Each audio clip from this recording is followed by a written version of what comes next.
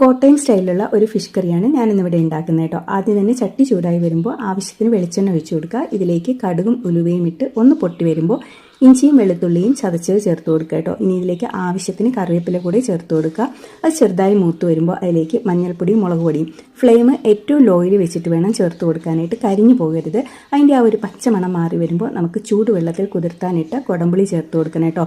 ആ വെള്ളത്തോട് കൂടി വേണം ചേർത്ത് കൊടുക്കാനായിട്ട്. ഇതിൽ ആവശ്യത്തിന് ചൂടുവെള്ളവും കൂടെ ചേർത്ത് അതിനെ ഒന്ന് ലൂസാക്കിയതിന് ശേഷം കറി തിളച്ച് വരുമ്പോൾ അതിലേക്ക് ഉപ്പ് ചേർത്ത് കൊടുക്കുക. ഇനി മീൻ കഷ്ണങ്ങളും കൂടെ ചേർത്തതിന് ശേഷം പിന്നീട് സ്പൂണൊന്നും ഉപയോഗിക്കരുത്, ജസ്റ്റ് ചുറ്റിച്ചു കൊടുക്കാനേ പാടുള്ളൂ.